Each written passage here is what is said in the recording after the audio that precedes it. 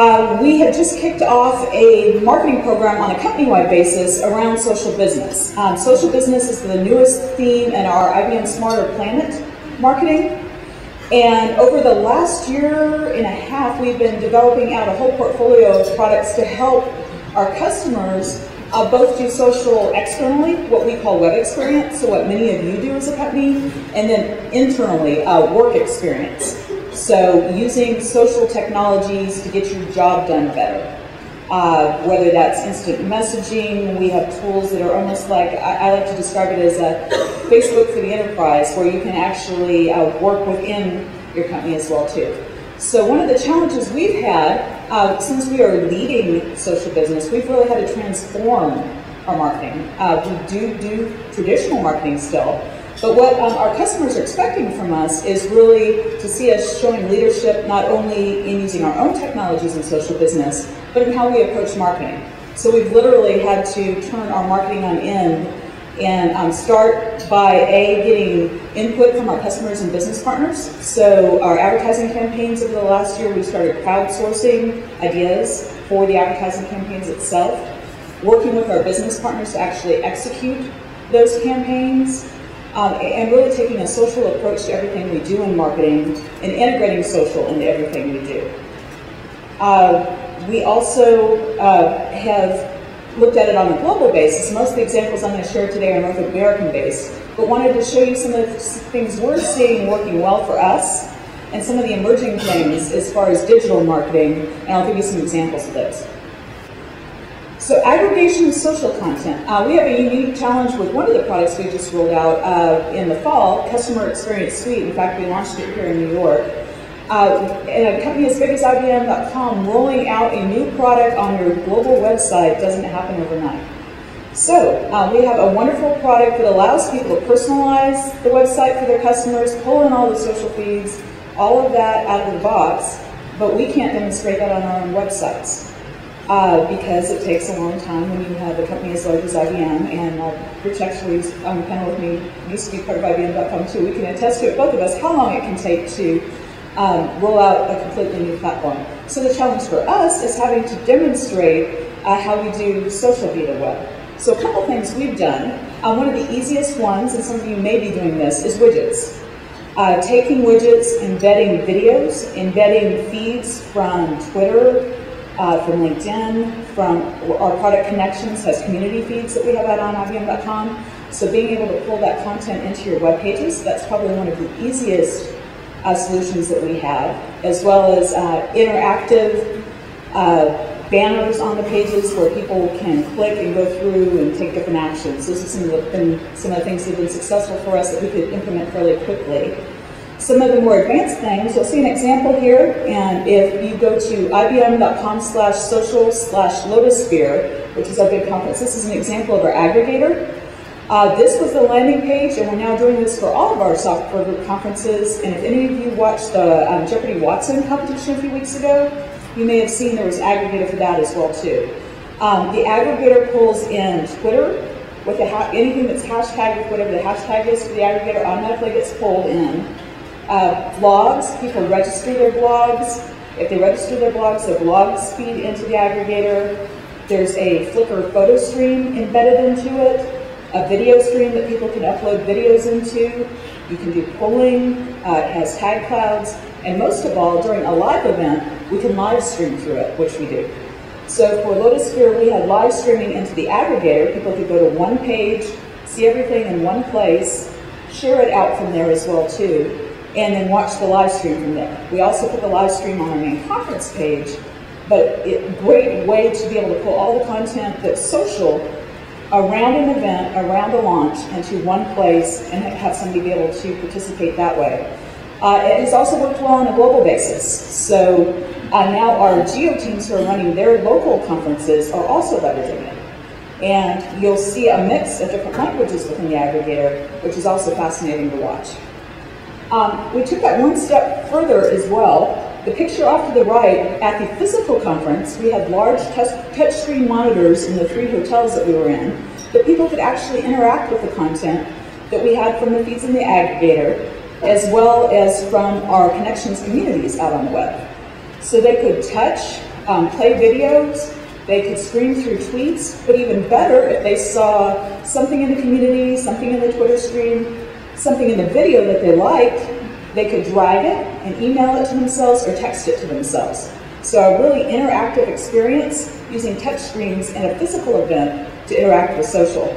And that was fairly popular. I believe we had about 20,000 as far as interactions with people going and interacting with the screen and sending things to themselves on site. Saw something similar this weekend at TEDx Austin from GSD&M, which is an advertising agency in Austin, who also use some interactive technology like this. So this is a way to take some of your online social content and bring it to life for a physical event. Another key thing that we're finding, and TechTarget and Google did some research about 2 years ago, that video now on the web, in the early stages of the buying cycle, is your best asset.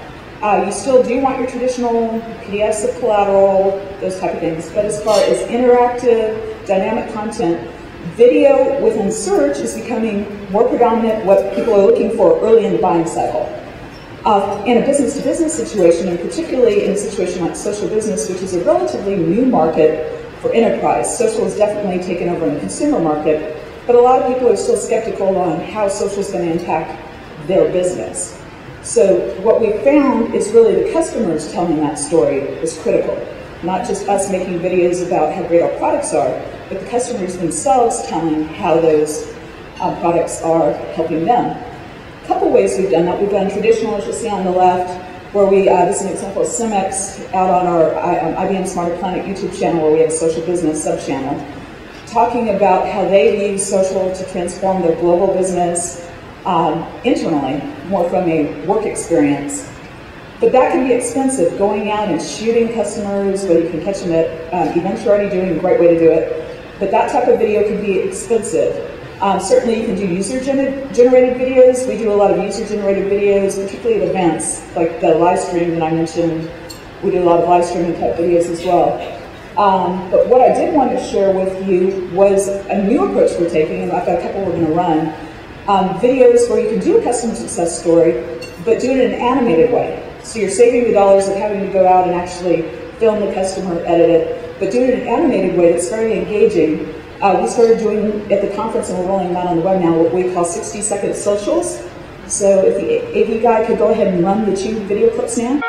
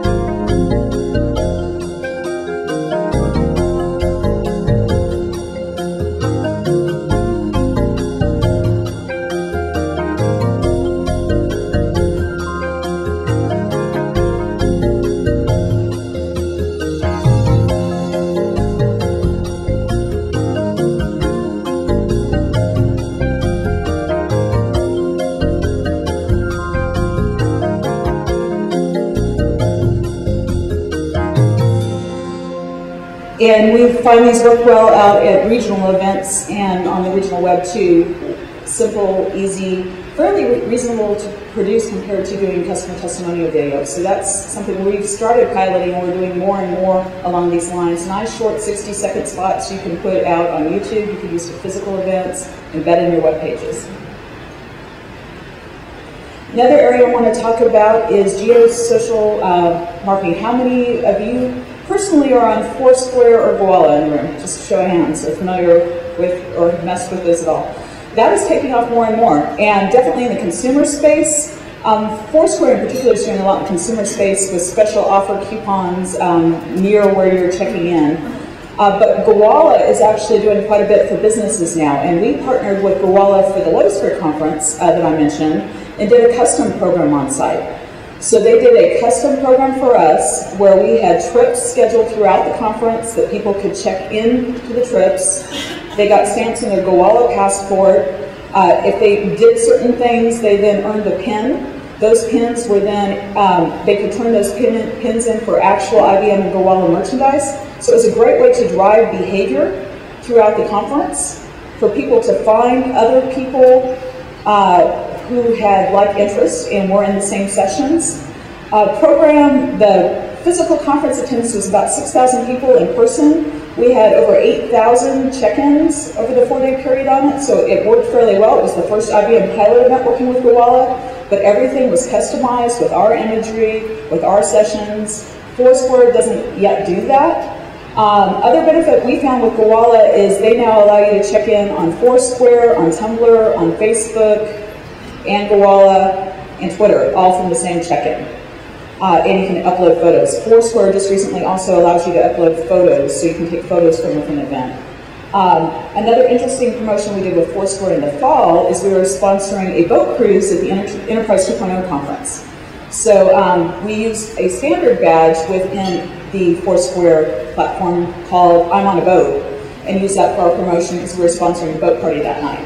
So you can take things that exist in Foursquare and leverage them. There's a Swarm badge and other badges that you can play off the name and do things without having to pay Foursquare or work with them and do some creative promotions. But that was an example where we leveraged a standard badge in Foursquare that happened to fit with what we were doing as a sponsorship and had a lot of fun with that. So to get their ticket to get on the boat, they had to check in with, and they got the I'm on the Boat badge as well as part of that. For those of you who are just getting started in this space, really great book. It's called Social Location Marketing. It just came out last month, written by Simon Salt. He spent about 6 months a year interviewing all the major platforms, talking to a lot of companies that are doing social location marketing. It's out on Amazon and most major booksellers now, so Social Location Marketing by Simon Salt. I would recommend that highly. A great way to get started there. Another area that is really taking off, and this will be the 4th example that I'll share, then I'll pass off, is QR codes. How many of you have done any marketing with QR codes now? Great. Those are really taking off both physically and on the web. A couple examples, and I'll cut off on the screen here on the bottom. Here are a couple examples from recent things we did. Signage. You can have on your signage and drive them directly to the web from your signage, so you might talk to somebody at a pedestal or a table at an event. Instead of them having to physically walk away with a brochure, which most people toss on the way out, with the QR code, you can embed the URL, have them scan it, and then they walk away and can go back and look at it whenever they want. Down at the bottom that you can't see was actually one of the keynotes at Lotusphere. Mike Rhodes had a QR code embedded in his keynote and left it up on screen for 4 or 5 minutes so they could go find out information about the integration between our part of the portfolio and Rational Solutions.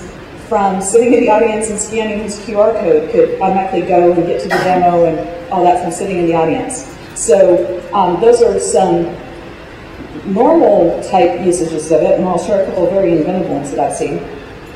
Last week I attended TEDx Austin, and I'm sure all of you are familiar with the big TED conference, and now they do regional events around the country. But a unique company that's starting a business up around this 44 Doors is actually doing V-card technology for badges using the QR codes. So that QR code, which I now physically have there and I have a digital copy they send you afterwards, is your V-card that anybody, if we were at this event, I could walk up and scan your badge if it had a QR code, and immediately have your information, links to your website, your Twitter ID, your email, whatever you had loaded into your V-card from your badge. So 44 doors, and I think there are a couple other companies that are doing that, but a unique use of QR codes to kind of connect the physical and the virtual worlds, because you can drive to a personal information web there. At the Lobster Conference, and I've seen it at a few others, there is a vendor QR bingo, where you can use QR codes, and this particular partner, so Jenny took it even further by putting it on all their PED worker shirts, which was great, not just on the PEDs itself. But they go around and scan the QR codes, and when they complete a bingo line within the QR code bingo, then they can go get a prize if the information's in it. Another great interactive way to really use QR codes, capture the data from your business, drive them to the web, but do it from a physical event as well. So I thought that was very interesting, and they took it as far as their entire booth staff had the big QR codes on their backs. And the last one really takes the cake. Company up in Montreal is actually doing QR code cupcakes. So that you could get cupcakes out on the street corner or an event, and your QR code would be embedded on the cupcake, scannable. So a really inventive use of QR codes. So just wanted to share some of the more interesting things people have been doing with QR codes as well. I think that was the last thing that I had. And then I will pass it back to you.